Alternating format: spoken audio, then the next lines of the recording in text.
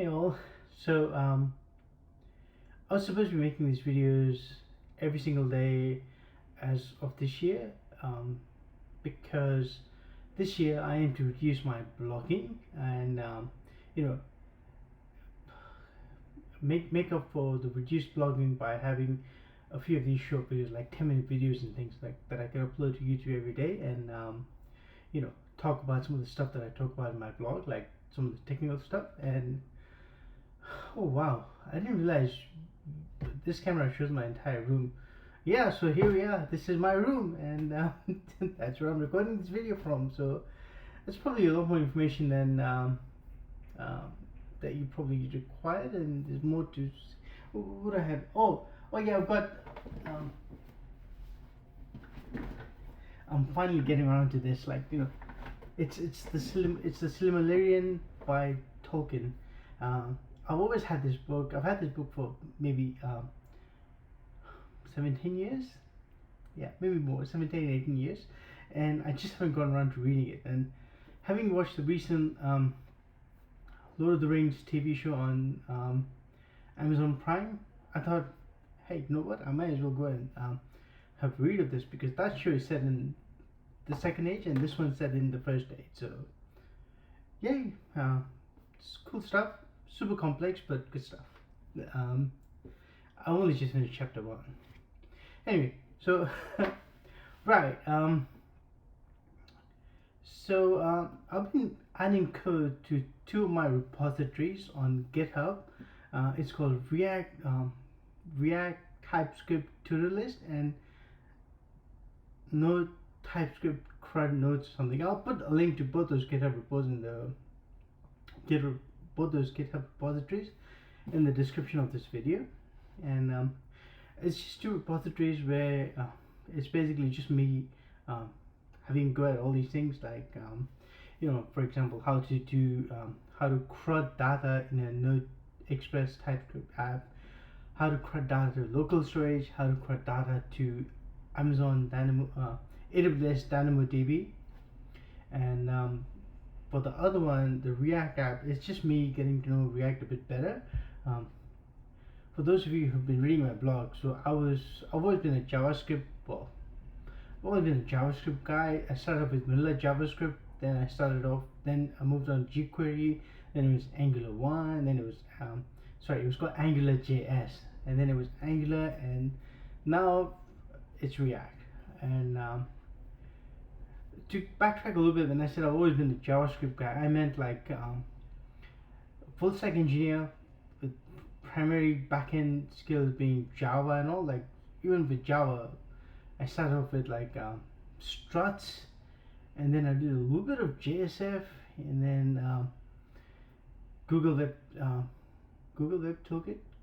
No, yeah, I think that's what it was called, right? Google Web Toolkit, right? GWT.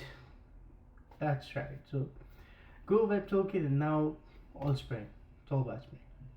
Anyway, so the 2 repos that I've been maintaining on GitHub, I've just been adding code to it. And as yesterday, for the last 2 days, I actually made some changes to my repository, the React TypeScript to-do list app. And what I did was I added authentication. That's via Google. So you can log into the app via using your Google credentials. And then I added a dashboard. So previously it was just like you just see an app, and then you've got a to-do list that you can add stuff to. Now you'll see the dashboard, and then should you choose to log in, you can maintain your to-dos, and they'll be saved and that sort of stuff.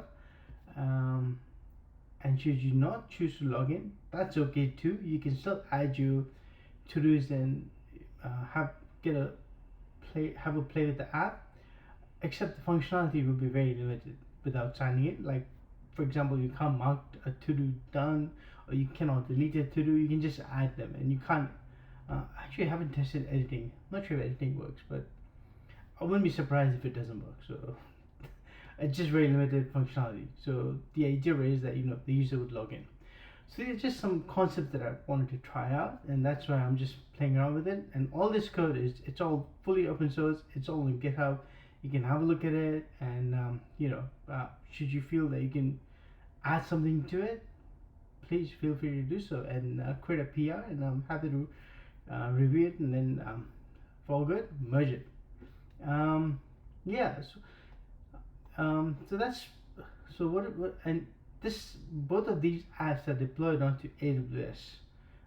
So the Node.js app is deployed to Elastic Beanstalk, and the to-do list is actually it's deployed on it's being served from an S3 bucket. Now this is really cool. Like the S3 bucket is really it's super awesome. So you can for those of you who don't know, I mean I didn't know until like last year or so that you can actually deploy your app onto the Amazon S3 bucket, and then you can create a CloudFront distribution, and you can actually serve it via CloudFront. So CloudFront is Amazon's CDN, content delivery network, and it's fun stuff. It's fast, it's super responsive and all that, and it's the modern web app. It's the modern web application deployment, modern UI and all, like more responsive stuff. It's really nice. It's pretty cool. So how I did that using this thing called CloudFormation. Amazon AWS has this.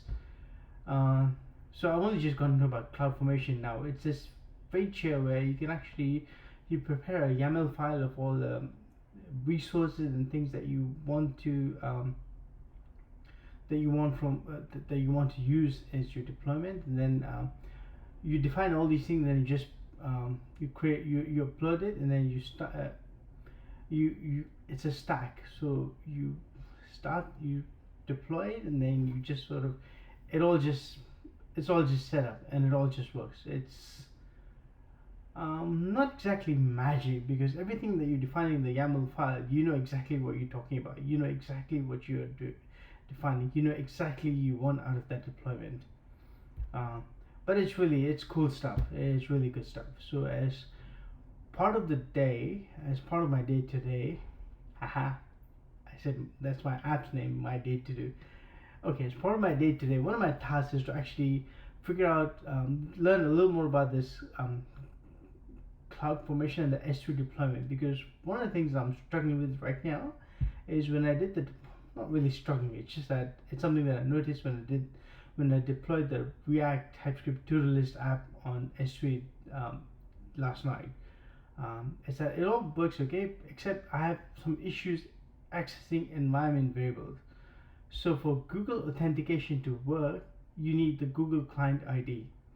And now for my React app, the way I've saved that client ID is it actually comes from an environment file, like a .env file. So I'm not sure how can the S3 deployment access the .env file. So that is something that I'm going to try and figure out today, and we'll see how we go. So yeah, that's my update for the day, and I'll put a link in the description for the two repositories that I'm talking to, and also a link to the CloudFormation tutorial on the Amazon site. It's good stuff. It'd be really handy. You should, if you don't know what it is, or if you'd like to know more about it, please have a look at it. It's really good stuff. Like Amazon docs, even though they are all over the place, but they're pretty good. So yeah, cool. That's all for the day, and wish you guys well, and wish you all well, and live long and prosper.